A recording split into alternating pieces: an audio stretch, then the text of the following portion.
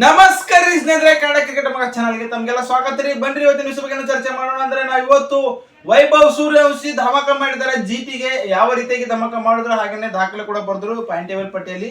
ಇಲ್ಲಿ ಜಿಟಿ ಸೋತ ನಂತರ ಯಾವ ರೀತಿಯಾಗಿ ಲಾಭ ಆಯ್ತು ಆರ್ಸಿಬಿ ತಂಡಕ್ಕೆ ಮತ್ತೆ ಎಂಐ ತಂಡಕ್ಕೆ, ಇಲ್ಲಿ ಪಂಜಾಬ್ ತಂಡಕ್ಕೆ ಯಾವ ರೀತಿ ಲಾಭ ಆಯ್ತು ಕೂಡ ಚರ್ಚೆ ಮಾಡ್ತೀವಿ. ಚರ್ಚೆ ಮಾಡೋಕ್ಕಿಂತ ಮುಂಚೆ ನೀವೇನ್ ಮಾಡ್ತೀರಿ ಅಂದ್ರೆ ವಿಡಿಯೋ ಕೊನೆವರೆಗೂ ನೋಡ್ರಿ, ಲೈಕ್ ಕೊಟ್ಟು ಸಬ್ಸ್ಕ್ರೈಬ್ ಆಗೋದಂತೂ ಮರಿಬೇಡಿ ಸ್ನೇಹಿತರೆ. ನಿನ್ನೆ ನಡೆದಂತ ಜಿಟಿ ಮತ್ತು ರಾಜಸ್ಥಾನ ನಡುವೆ ಒಂದು ಪಂದ್ಯ ನೋಡೋಕೆ ಖುಷಿ ಆಯ್ತು. ಯಾಕಂದ್ರೆ 14 ವರ್ಷ 32 ದಿನದ ಒಬ್ಬ ಆಟಗಾರ 35 ಶತಕಗಳಲ್ಲಿ ದಾಖಲೆ ಬರೆದಿದ್ದಾರೆ. ಯೂಸುಫ್ ಪಠಾಣ್ ಅವರು 37 ಶತಕಗಳಲ್ಲಿ ದಾಖಲೆ ಹೊಡೆದಿದ್ರು. ಅದೇ ರೀತಿಯಾಗಿ ಇವಾಗ IPL ನಲ್ಲಿ ಎರಡನೇ ಸೆಂಚುರಿ ಅಂದ್ರೆ ಎರಡನೇ ಸೆಂಚುರಿ ಆಗುತ್ತೆ. ಮೊದಲನೇ ಸೆಂಚುರಿಗೆ ಗೇಲ್ ಅವರು 35 ಶತಕಗಳಲ್ಲಿ ಶತಕ ಬಾರಿಸಿದ್ರು. ಅದೇ ರೀತಿಯಾಗಿ 35 ಶತಕಗಳಲ್ಲಿ ಇವಾಗ ವೈಭವ್ ಸೂರ್ಯವಂಶಿ ಹೆಸರಿಗೆ ಬಂದು ಕೂತಿದ್ದಾರೆ. ಹಾಗಾಗಿ ಇವರು ಮಾಡಿದ ದೊಡ್ಡ ಅಂದ್ರೆ 50. ಈ ವರ್ಷ ಅತಿ ಕಡಿಮೆ ಬಾಲಿನಲ್ಲಿ ಶತಕ ಹೊಡೆದು ಅತಿ ಕಡಿಮೆ ಬಾಲಿನಲ್ಲಿ 6 ಶತಕ ಹೊಡೆದಂತ ಹೆಸರು ಯಾರಿಗೆ ಬರುತ್ತೆ? ವೈಭವ್ ಸೂರ್ಯವಂಶಿಗೆ ಬರುತ್ತೆ ಅಂತ ಕೂಡ ಹೇಳ್ಬೋದು. ಈ ರೀತಿಯಾಗಿ ದಾಖಲೆ ಹೊಡೆದ್ರು. ನಿನ್ನೆ ಇವರಿಂದಾನೇ ಗೆದ್ದರು. ಒಟ್ಟಾರೆ 8 ವಿಕೆಟ್ಗಳಿಂದ ಗೆದ್ದು ಪಾಯಿಂಟ್ ಟೇಬಲ್ ಪಟ್ಟಿಯಲ್ಲಿ ಮತ್ತೆ ಮೇಲೆ ಕೇಳಿದ್ದಾರೆ.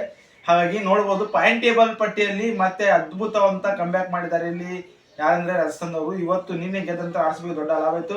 10 ಪಂದ್ಯ ಆಡಿದರೆ RCB ದವರು ಇವಾಗ 14 ಪಾಯಿಂಟ್ಗಳಿಂದ ಪ್ರಥಮ ಸ್ಥಾನದಲ್ಲಿ ಇದ್ದೀವಿ. ಇವರಿಗೆ ಲಾಭ ಆಯ್ತು. ಯಾಕಂದ್ರೆ ಇಲ್ಲಿ ಜಿಟಿ ಅವ್ರು ಗೆಲ್ತಿದ್ದಾರೆ, ಅವರು ಕೂಡ 14 ಪಾಯಿಂಟ್ ಆಯ್ತು. ಅವರು ಪ್ರಥಮ ಸ್ಥಾನಕ್ಕೆ ಬರ್ತೀವಿ. ಇದು ಕೂಡ ಲಾಭ ಆಯ್ತು. ಎಂಐ ತಂಡ ಕೂಡ ಒಂದು ರನ್ ರೇಟ್ ಮುಖಾಂತರ ಕೆಳಗಡೆ ನೋಡಬಹುದು. ರನ್ ರೇಟ್ ಜಿಟಿ ಇವಾಗ 3ನೇ ಸ್ಥಾನದಲ್ಲಿ. ರನ್ ರೇಟ್ ನೋಡಿದ್ರೆ 1.1 ಇತ್ತು, ಇವಾಗ 0.7ಗೆ ಬಂದು ನಿಂತಿದ್ದಾರೆ ಅಂತ ಕೂಡ ಹೇಳ್ಬೋದಾಗಿದೆ.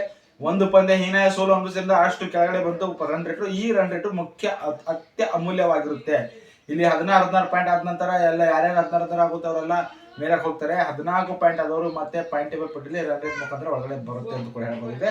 ಇವಾಗ 3ನೇ ಸ್ಥಾನದಲ್ಲಿ ಜಿಟಿ, 4ನೇ ಸ್ಥಾನದಲ್ಲಿ ಡಿಸಿ ದವರು ಇದ್ದಾರೆ. ಡಿಸಿ ಇವತ್ತು ಯಾರು ವಿರುದ್ಧ ಆಡ್ತಾರೆ? KKR ವಿರುದ್ಧ ಆಡ್ತಾರೆ. ಇವತ್ತು ಕೂಡ ನಮಗೆ ಖುಷಿಯಾದಂತ ವಿಷಯ ಅಂದ್ರೆ ಇಲ್ಲಿ KKR ಗೆಲ್ಬೇಕು ಸ್ನೇಹಿತರೆ.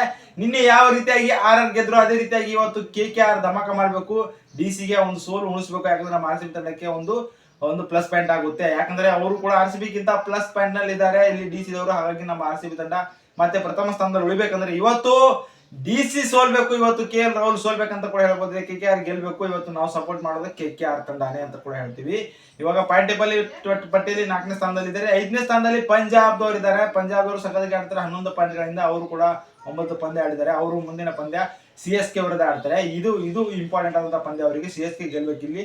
ಹಾಗೇನೆ ಲಕ್ನೋ ಸೂಪರ್ ಜೈಂಟ್ಸ್ ಅವರು ಕೂಡ 10 ಪಂದ್ಯ ಆಡಿದ್ದಾರೆ. 10 ಪಂದ್ಯದಲ್ಲಿ 10 ಪಾಯಿಂಟ್ ಇದ್ದಾರೆ ಅವ್ರದ್ದು ಕೂಡ. ಇವಾಗ ಅವರು ಕೂಡ ಒಂದು ರೇಸ್ ನಲ್ಲಿ ಇದ್ದಾರೆ. ಇವರು 6ನೇ ಸ್ಥಾನದಲ್ಲಿ. 7ನೇ ಸ್ಥಾನದಲ್ಲಿ KKR ಇದ್ದಾರೆ. KKR ದವರು 7 point. ಇವರು ಕೂಡ ಒಂದು ಗೆಲ್ಲಕ್ಕೆ ಇವತ್ತು ಗೆದ್ರೆ ಒಂದು ಚಾನ್ಸ್ ಸಿಗುತ್ತೆ. ಇಲ್ಲದ್ರೆ ಹೊರಗಡೆ ಹೋಗೋ ಸಾಧ್ಯತೆ ಎಲ್ಲ ಇದೆ ಅಂತ ಕೂಡ ನಾವು ಹೇಳಬಹುದಾಗಿದೆ.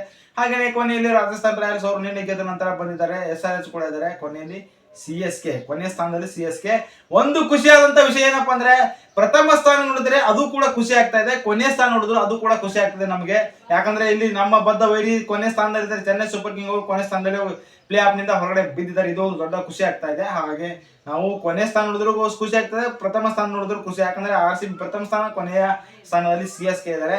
ಈ ರೀತಿಯಾಗಿ ದೊಡ್ಡ ಮಟ್ಟದಾಗಿ ಒಂದು ಕಾದ ಖಂಡಿತ ಇದೆ. ಇವತ್ತು ಯಾರು ಗೆಲ್ಬೇಕೆಂಬುದು ಕೂಡ ಕಮೆಂಟ್ ಮಾಡ್ರಿ. ಯಾಕಂದ್ರೆ ಸುಬ್ಬನ್ ಗಿಲ್ ಅವರು ಹೇಳಿದ ಪ್ರಕಾರ ಇವತ್ತು ನಿನ್ನೆ ಒಂದು ಗೆದ್ದಿರೋದು ಸೋತಿರೋದು ನಾವು ಬಟ್ಲರ್ ಕ್ಯಾಚ್ ಬಿಟ್ಟಿದ್ದರಿಂದ. ಯಾಕಂದ್ರೆ ಏನೆಲ್ಲ ಆಗುತ್ತೆ ಇಲ್ಲಿ ಜೈಸ್ವಾಲ್ ಅವರು ಸಖತ್ತಾಗಿ 70 ರನ್ ನೋಡಿದ್ರು. ಅವರು ಕೇವಲ ಒಂದು 22 ರನ್ ಮಾಡಿದಾಗ ಅವ್ರದ್ದು ಕ್ಯಾಚ್ ಬಿಡ್ತಾರೆ. ಇಲ್ಲಿ ಜೈಸ್ವಾಲ್ ಅವರ ಕ್ಯಾಚ್ ಬಟ್ಲರ್ ಅವ್ರು ಬಿಡ್ತಾರೆ. ಅದೇ ಒಂದು ಕಾರಣಕ್ಕಾಗಿ ನಾವು ಸೋತೀವಿ.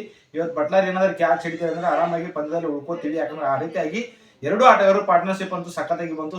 ಸಣ್ಣ ಆಟಗಾರರ ವಿರುದ್ಧ ನಾವು ಮಂಕ ಆದಿವಿ. ಆ ರೀತಿಯಾಗಿ ಬ್ಯಾಟಿಂಗ್ ಆಡಿದ್ರು ವೈಭವ್ ಸೂರ್ಯವಂಶಿ ಅವರಿಂದ ಸೋತಿದೀವಿ ಅಂತ ಕೂಡ ಹೇಳ್ತಾ ಇದ್ದಾರೆ. ಯಾಕಂದ್ರೆ ಅವರು ಸಖತ್ತಾಗಿ ಆಟ ಆಡಿದ್ರು. 84 ರನ್ ಮಾಡಿದ್ರು ಗಿಲ್ ಅವರು ಆಡಿದ್ದು 209 ರನ್.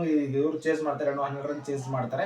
ಇವರು ಚೇಸಿಂಗ್ ನಲ್ಲಿ ಪ್ರಥಮ ಸ್ಥಾನಕ್ಕೆ ಹೊರಡ್ತಾ ಇದ್ದಾರೆ ರಾಜಸ್ಥಾನ ಅಂತ ಕೂಡ ಹೇಳ್ಬೋದಾಗಿದೆ. ಹಾಗೇನೆ ಇಲ್ಲಿ ಈ ರೀತಿಯಾಗಿ ಹೇಳಿದ್ದಾರೆ, ಇಲ್ಲಿ ನಾವು ಸೋತಿರೋದು ಬಟ್ಲರ್ ಇಂದಾನೆ. ಇವತ್ತು ಒಳ್ಳೆ ರೀತಿ ಬ್ಯಾಟಿಂಗ್ ಆಡಿದ್ರು ವೈಭವ್ ಸೂರ್ಯವಂಶಿ ಮತ್ತು ಜೈಸ್ವಾಲ್ ಅವರು ಆಡಿದ್ರೆ ನಾವು ಸೋತೀವಿ. ಇದೇ ರೀತಿ ಮುಂದಿನ ಪಂದ್ಯ ನಾವು ಗೆಲ್ತೀವಿ ಎನ್ನುವ ರೀತಿಯಾಗಿ ಒಂದು ಮಾತನಾಡಿದ್ದಾರೆ. ನಿಮ್ಮ ಅಭಿಪ್ರಾಯದ ಪ್ರಕಾರ ಏನಂತೀರಿ? ಕಮೆಂಟ್ ಮಾಡಿದ್ರೆ ಸಾಧ್ಯವಾದಲ್ಲಿ ಈ ಚಾನಲ್ ತಮಗೆ ಇಷ್ಟವಾದಲ್ಲಿ ಈ ಚಾನಲ್ ಕೂಡ ಸಬ್ಸ್ಕ್ರೈಬ್ ಆಗಿ ಸಪೋರ್ಟ್ ಮಾಡಿ. ಧನ್ಯವಾದಗಳು. ಸಿಗೋಣ್ರಿ ಮುಂದಿನ